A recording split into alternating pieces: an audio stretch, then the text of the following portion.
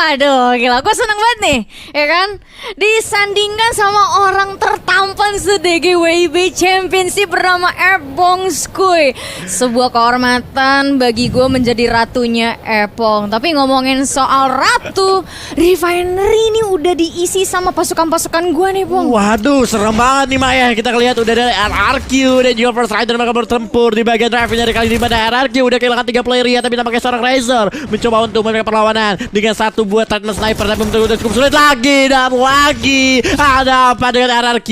Udah 2 kali tusun pada hari ini, Mak. Wow, dan bahkan kita bicara soal Refinery itu tuh rumahnya dari RRQ sendiri ya. Dan mereka udah kehilangan kontes teritorinya, tapi pindah dulu karena dari si Churro kehilangan satu membernya Eltras. Dan saat ini Eltras akan menunggu di lobby, memberikan kepercayaan kepada kawan-kawannya untuk melanjutkan pertandingan dengan Bonafide. Di mana Bonafide sendiri sudah terknockdown 2 orang dan Calvin berhasil menemukan lagi 1 orang dari si Churro. Berdua saja dan sekarang menjadi bertiga kembali karena Rehans dan juga Black sepertinya akan di-revive, tapi ternyata Blacknya mana sempat keburu telat, dibiarin dulu. Calvin udah mulai keluar, coba sekarat, tapi ternyata satu tembakan lagi dari si Churro dan akhirnya ada Gustav yang mencoba menyelamatkan dan berhasil memulangkan si Churro di posisi ke-11. Disayangkan banget si Churro harus tumbang di posisi ke-11 ditahan teman dari Bonafide ketika mereka melakukan early fight di arah Stone Ridge, yang kalau lihat tadi Bonafide sempat kehilangan 2 playernya, tapi dengan ada seorang Gustav dan satu rekannya yang berhasil membalikkan keadaan yang membuat teman-teman Churro yang harus lebih dahulu untuk balik ke lobbynya kali ini, Mah. Oke, tapi gue pengen bahas sedikit deh Pong soal Refinery tadi. Itu kan sebenarnya kalau bicara dari soal Refinery, RRQ dan juga First Rider itu kan sama-sama kuat. Mereka sama-sama paham terrain dari Refinery itu seperti apa. Tapi gue melihat RRQ Hades mereka kesulitan untuk handle posisi di Refinery, apalagi untuk di fight early karena itu terjadi juga di panggung. Menurut gue RRQ harus banyak evaluasi lagi karena masuk ke ronde-ronde berikutnya. Kalau di kala hari kedua dia masih kayak begini, ya mau nggak mau dia harus melepaskan Refinery ke First Rider. Menurut lo gimana? Ya menurut gue ya dimana tadi ketika dia turun di bagian Refinery sendiri itu tim RRQ menurut gue kekurangan resource mungkin salah satunya dari faktor membuat mereka harus kalah tim fight. Dan tadi gue juga nggak ngeliat POV-nya. Yang dimana tadi ketika kita udah diarahin ke sana itu RRQ udah knock 3 dan Razor juga dia hanya menggunakan 1 buah senjata yang menurut gue juga nggak cukup worth untuk melakukan tim fight dengan teman-teman dari First Rider, yang mungkin itu salah satu penyebabnya dari RRQ adalah nggak maksimal dari segi resource-nya, Mbak. Iya, jadi agak-agak sedikit disayangkan ya. Karena memang kalau bisa bicara soal Battleground, salah satu momentum luck yang bisa diperhitungkan itu ketika lu di drop zone yang sama dengan lawan lo. Nah, senjata apa yang pertama kali lo pegang? Nah, kalau kayak tadi lu megang treatment sniper susah dong. Musuhnya pakai UMP, gimana lu lawannya? Pastinya lu pas kalah. Iya, Amsyong. Bener-bener kayak gak cukup diuntungkan mungkin dari tim RRQ setelah mengalami kemerusutan di game pertama mereka stack 12, tapi di game kedua juga kurang maksimal, hanya mendapat 7 poin. Lalu di game ketiga mereka harus tumbang lagi. Artinya di 3 game ini RRQ hanya memiliki 7 poin saja, Mak. Iya, jadi agak-agak sedikit ini ya, pedes poinnya, tapi nggak apa-apa.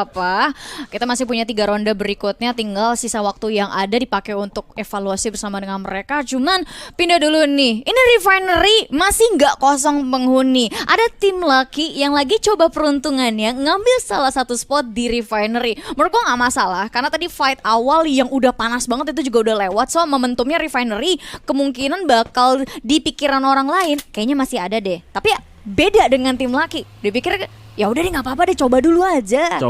Yang dimana dia bakal berhadapan dengan tim First Rider yang tadi baru selesai melakukan tim fight dengan tim RRQ. Dan juga dari teman-teman dari North dan kawan-kawan juga udah sadar dengan kehadiran tim Lucky. Mereka tidak memberikan beberapa damage juga yang membuat tim Lucky kali ini nggak mau memaksakan untuk masuk ke arah Refinery. Mereka untuk mencoba untuk lewat jalur lain untuk mencari checkpoint mereka selanjutnya. Tapi nampaknya Uwa yang berada di atas panggung gak bakal ngebiarin gitu aja untuk tim Lucky free kabur. Tampaknya di seorang Dita udah cukup sekarat, terkena damage dari AC80 seorang Uwe, tapi nampaknya masih bisa survive di balik sebuah global yang mencoba untuk melindungi dirinya. Ada granat bakal dapat dimasak, langsung dilemparkan gak pakai lama, tapi tentunya apakah mengarahkan seorang Ota masih bisa survive, masih bisa kabur juga, tapi AC80 dari seorang Uwe nampaknya belum membuahkan hasil, Mak. Ya, belum membuahkan hasil, tapi minimal dari First Rider sendiri udah dapetin satu objektif lain nih. Gimana caranya dia menghalau musuh-musuh untuk masuk ke bagian bawah panggung Refiner yang lagi diduduki sama First Rider itu sendiri. Karena kenapa?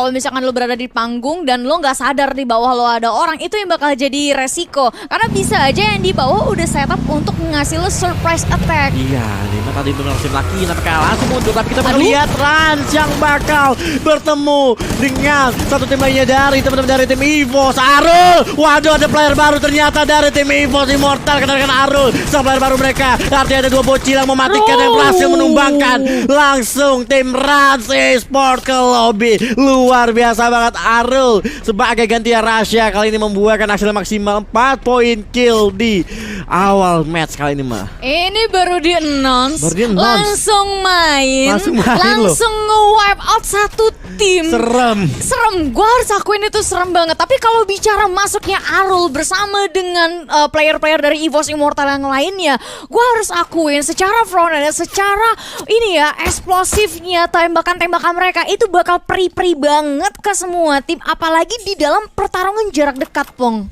Ya, dimana kita ketahui Arul salah satu bocil raster dari tim Dranix sebelumnya. Sekarang mereka bergabung dengan tim EVOS Immortal, membuat harusnya EVOS Immortal lebih kuat lagi untuk dari segi timnya. Tapi kita bakal move terlebih dahulu ke arah Santa Catarina yang dimana kali ini CSGO Boba yang bakal berhadapan dengan teman-teman dari tim JRC yang berada di satu buah kapal. Dan nampaknya teman-teman dari tim CES ketika mereka sadar adanya JRC di depan mereka, mereka pun lebih bermain objektif. Mereka putar balik dan memilih untuk melewati jalur lain tentunya. Iya, kalau bicara soal kuat, soal EVOS Immortal tadi gue setuju sama yang lo bilang. Tapi kalau bicara tim yang kuat, ada tim lain juga yang sebenarnya kuat kayak JRC.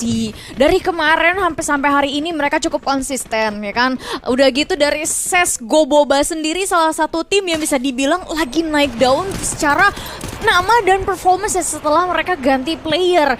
Tapi pindah dulu sejenak karena bicara soal ganti player, ada Dranix yang bawa satu squad baru. Yang gue inget adalah Dranix itu dia akuisisi player-player dari Supra Bapak. Dan Supra Bapak sendiri adalah salah satu tim komunitas yang try hard banget, sering nongol terutama di DGWB Championship. Dan kali ini memegang bendera Dranix, mereka tidak akan menyia-nyiakan kesempatan tersebut. Sekarang di depan mereka sudah ada satu tim dan mereka akan membuktikan eksistensi bahkan kekuatan perang mereka bersama dengan PXG. Tapi masalahnya kejepit nih, Pong. Kejepit banget posisi dari kedua tim kali ini tentunya. Apakah tim laki bisa mengambil keuntungan dari tim fight yang terjadi yang dimana dari seorang Omal udah berhasil mengalahkan satu dari tim PXG. Tapi tampaknya tim laki sadar dengan perang tersebut, mereka bakal mencoba untuk menjadi third party. Itu dimana seorang Omal bakal maju menggunakan Yuzi-nya langsung terlatap begitu saja. Tapi bakal fight kembali yang dimana Dranix udah kehilangan 3 player yang membuat Reckless harus cabut, tapi udah gak punya waktu lagi. Reckless ya hanya punya inhaler, bakal lebih dimanfaatin, mencoba untuk cabut. Tim laki mencoba untuk langsung mengejar dari seorang Reckless dan Trista sendiri. Tentunya udah gak bisa, gak dikasih nafas lagi. 4 lawan 1 Reckless ya bisa apa, tapi Reckless bisa bertahan. Dan ternyata Dragon Phoenix atau Dranix harus tumbang di posisi ke-8 di tangan tim laki yang sukses menjadi third party tentunya. Iya, dan sesukses itu dibandingkan third party dari game kedua tadi, yang game ketiga ini benar-benar smooth banget, cleannya itu benar-benar sebersih itu. Karena kenapa? Di saat dari tim Dranix sendiri berhasil memulangkan satu tim ke arah lobby, mereka langsung dicegat dengan satu granat yang knockdown 3 orang. 2 dipulangin ke lobby, abis itu satunya sekarat, tinggal nyisain Reckless yang mau ngapain lu 1 lawan 4. Dia pun ekspektasinya, aduh kayaknya di belakang gua nggak ada orang kan. Ditambah lagi, loh kok tiba-tiba temen gue hilang semua. Karena posisinya tadi saat mereka abis pulangin satu tim ke lobby, mereka itu bajunya berempat bareng-barengan. Momentumnya memang bagus di tangan Dranix, tapi langsung dibalikin semudah lu membalikan telapak tangan. Iya, yang dimana benar-benar udah gak bisa ngapa-ngapain lagi Dranixnya, karena balik lagi dia pakai granat. Itu yang membuat langsung musuhnya tak berdaya. Beda cerita kalau tadi tim laki mencoba open warnya dengan senjata, mungkin tim Dranix masih bisa survive, masih bisa papa global dan segala macam yang mereka lakukan. Tapi ini granat yang berbicara yang membuat teman-teman dari tim laki berhasil sukses meratakan tim Dranix. Tapi kali ini juga laki walaupun udah mendapatkan 4 poin kill, mereka harus bermain dengan 3 playernya. Setelah tadi mungkin satu player mereka terpick off oleh teman-teman dari tim First Rider yang udah berhasil mengumpulkan 5 poin kill. Dan sekarang mereka mencoba untuk mengamankan rotasi kedua mereka masuk ke dalam next circle-nya kali ini, Mak. Ya, tapi First Rider sih sebenarnya enak banget sih kalau gue bilang kan. Mereka udah dapat refinery, itu merupakan tengahnya map. Habis itu dari refinery sendiri kalau misalkan lo mau rotate ke arah manapun tergantung kondisi circle jatuhnya di mana, ya kan? Ya enak-enak aja, ya kan? Tinggal nanti dari First Rider mikir lebih tenang, kira-kira area yang lebih aman masuk ke checkpoint berikutnya sebenarnya nggak ketemu sama musuh itu yang mana. Karena kalau misalkan gue ngeliat tren dari DGWB Championship khususnya untuk divisi Free Fire, siapapun yang lebih disiplin, siapapun yang trigger disiplinnya terjaga, mereka yang bisa dapetin poin maksimal, Pong. Oke, kita lihat karena kita ini make global standing mah ya. Benar-benar kayak dulu setiap hari itu harus bermain maksimal banget buat maksimalin poin lu. Karena kita hanya mengambil balik lagi kita hanya ngambil 6 tim teratas yang bisa masuk langsung ke babak grand finalnya. Dan tentunya grand final adalah satu tiket yang cukup berharga yang harus kita amankan dari dibandingkan kita harus melalui babak play-ins yang benar-benar cukup ribet banget tentunya. Iya. Lebih sulit, lebih panjang perjalanan lu kalau play-ins. Betul. Tapi ya minimal kalau misalkan udah kalah di satu fase, nggak langsung pulang. Iya, Itu enaknya. masih bisa main lagi gitu kan. Coba Betul. ngebayar kesalahan yang udah dibuat gitu. Nah, tapi kita bakal lihat kali ini teman-teman dari tim EVOS Immortal, mereka seperti udah mulai objektif dan sementara saudara esports seperti biasa dengan pattern mereka yang sama, mereka masih berada bermain di pinggiran zona. Seperti yang mereka lakukan sekarang kali ini yang mencoba untuk menjegat teman-teman dari tim OBES untuk masuk ke dalam the next circle-nya, yang dimana udah ada beberapa tembakan demi tembakan yang coba diberikan seorang Gedai ke arah teman-teman dari tim OBES yang membuat tim OBES udah berhasil dikenakan 2 player tapi masih bisa di revive. Tapi tentunya seorang bocil Gedai dan kawan-kawan gak bakal langsung ngasih nafas untuk tim OBES untuk melakukan rush kepada mereka, di mana posisi 2 player tim OBES masih berjauh di depan mereka, di mana Gedai kembali knockdown 1 player dari kejauhan arah tim OBES. Tapi sementara Kupel dan juga rekannya masih terus memberikan tekanan juga, di mana 1 player mencoba melakukan rush kali ini, di mana seorang Frost masih bisa bertahan, masih bisa dibalik semua gol yang bakal dihancurin kali ini. Tapi nampaknya dari seorang Frost mencoba untuk mundur lagi, berhasil mengenal seorang bocil terjatuh pun masih bisa di revive tentunya. Tapi kali ini zona ketiga udah mulai bergerak, mau nggak mau dengan secepat mungkin OBES dan SES menyelesaikan tim fight mereka, karena zona udah mulai bergerak. Tim 8 pun kali ini yang bakal mendapatkan keuntungannya, yang dimana Kupel berhasil dijatuhkan oleh seorang Jas, tapi seorang bocil bakal coba untuk backup teman-temannya, tapi mana pakai ternyata Pobles berhasil diratakan di tangan teman-teman dari tim SES. Tapi SES gak bakal bahagia begitu aja karena ada seorang EVOS atau satu tim dari EVOS Immortal yang bakal membawa bencana untuk teman-teman dari tim CSGO Boba. Gue setuju kalau misalkan lu bahas ini akan menjadi bencana bagi CSGO Boba. Karena kenapa? Sekarang waktunya untuk melakukan rotasi dan zona keempat menuju zona kelima sebenarnya damage-nya udah mulai berasa. Dan sekarang dari CSGO Boba sendiri tinggal berdoa agak sedikit lebih kencang. Mudah-mudahan EVOS Immortal gak nahan mereka dan melakukan rotasi ke arah checkpoint berikutnya lebih cepat. Supaya apa? Supaya dari CSGO Bobanya punya waktu untuk recovery, untuk looting lagi. Tapi ternyata dari EVOS Immortal seperti udah ngebaca hal itu, Pong. Dan mereka udah mulai fokus lagi nembakin ke CSGO Boba, sehingga CSGO Boba dari peperangan antara CES dan Pobles X sendiri yang sudah selesai, mereka nggak bisa kemana-mana lagi, di lock habis-habisan. Ya habis-habisan di lock oleh teman dari tim EVOS Immortal yang kali ini tentunya udah mendapat beberapa poin kill cukup banyak juga. Kita lihat ini benar-benar agresif banget ya di hari kali ini. Kita dari tadi dari awal hingga ke mid game hingga ke late game team fight terus-menerus terjadi tentunya. Tapi kali ini First Rider yang udah berhasil ngamanin center of the zone-nya kali ini membuat mereka harus bisa memaksimalkan posisi yang mereka dapatkan sekarang sebelum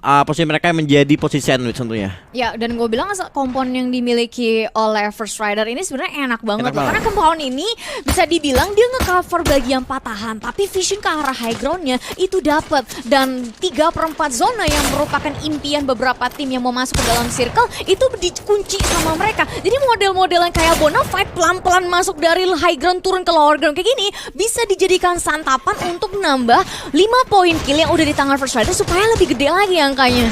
Oke, tapi tampaknya First Rider kali ini menjadi target utama dari setiap tim karena mereka yang udah duluan masuk ke dalam zona. Mereka coba untuk langsung dihajar dari tim nomor 2 juga tim nomor 10 yang udah berhasil mencoba melakukan team fight juga. Dan ternyata Bonafide lebih memilih melakukan team fight dengan tim JRC daripada First Rider, yang dimana kali ini Gustav berhasil di knockdown tentunya. Tapi ada seorang Black mencoba untuk masuk ke dalam satu komponen rumahnya kali ini, mencoba untuk mencari posisi yang enak untuk melakukan tembakan lagi. Tapi kali ini kalau lu lihat udah tersisa 17 player aja, artinya ada 2 player yang udah gugur juga di zona kelima kali ini dari tim First Rider. Mereka juga nggak mau ngelepas teman-teman dari Bonafide, yang dimana Lucky Limbo berhasil mengenal tim dari tim Bonafide kali ini. Tapi tentunya tim Lucky juga mencoba untuk menghajar tim First Rider yang udah mengamankan zona terlebih dahulu, Mak. Betul, zonanya udah diamanin sama mereka dan itu merupakan satu keuntungan tersendiri. Tapi melihat potensi peperangan di late, circle, bahkan di late game juga sudah semakin besar. Apalagi masih ada 5 tim dengan 16 orang yang masih hidup, ini bakal rame banget. Apalagi udah ada satu tembakan demi tembakan mulai dikeluarkan, bahkan satu tim dipulangkan lagi ke posisi kelima. First Rider masih survive dan mereka berhasil menambah poin kill satu lagi, dan masih kurang bagi mereka karena kenapa? Dapat satu lagi jadi 7, pengennya 2 digit, Pong. Oke, apakah bisa mendapatkan 10 kill atau lebih dari tim First Rider? Tampaknya Nord maju ke depan, berhasil langsung menjatuhkan 2 pada tim laki tentunya. Satu lagi yang dimana benar saja mendapatkan 2 digit, 11 poin kill didapat seorang Nord, tapi teman EVOS sukses militer party. EVOS kali mencoba untuk mencari satu player tersisa tentunya. Oke, 3 lawan 1. Kalau mencari Bonafide satu lagi tersisa, tapi ada Arul. Nampaknya Buya untuk EVOS Immortal. Wow, kedatangan Arul, salah satu wonderkid juga di scene Free Fire dengan umur yang muda bergabung ke tim yang notabene isinya muda-muda juga, benar-benar membawa satu warna tersendiri dan power yang baru. Welcome back Valisys kalian.